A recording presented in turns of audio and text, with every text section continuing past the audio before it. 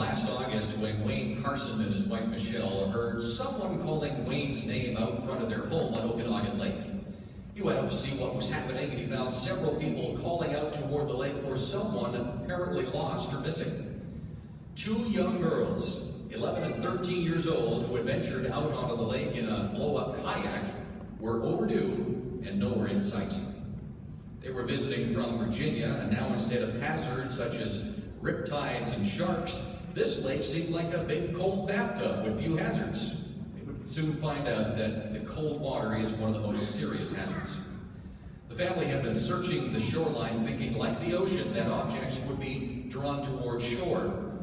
Knowing that on a valley lake, the wind usually blows objects to the middle of the lake, Wayne used his binoculars on his dog to look further out on the lake. Seeing and hearing nothing, he jumped on his Sea-Doo and headed to the middle of the lake. He soon spotted a white speck on the horizon, headed in that direction, finding the empty kayak. At this point, with no girls in sight and darkness about 10 to 15 minutes away, he called 911 to notify authorities of the situation and get help with the search.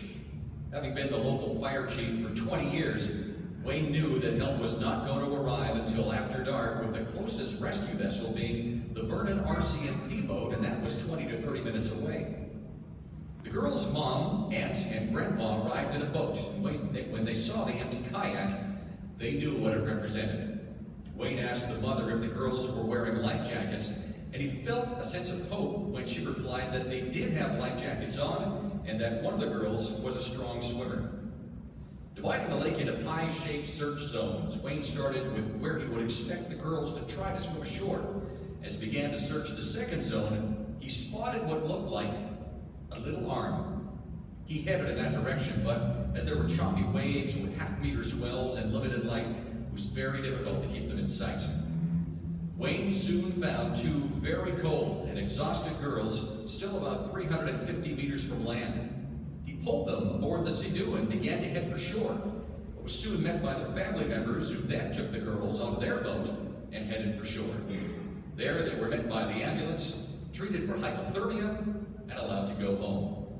It was later learned that the girls first headed out without life jackets, and an observant aunt called them back in to put them on. Once on the water, their kayak was blown to the middle of the lake, and after losing the paddle, they decided that Ashley, the stronger swimmer, would get into the water and try to pull her sister back to the shore. As Ashley was getting into the water, Abby was knocked overboard, and the wind quickly carried the kayak away from them. The girls then tried to swim to shore, but made very little progress against the wind and the waves.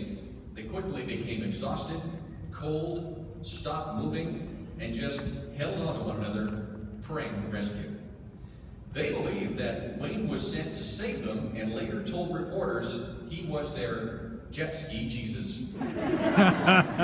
For using his local knowledge, experience as fire chief, and some quick thinking to save the lives of two young girls that day, the Lifesaving Society is pleased to present a silver medal for merit to Wayne Carson.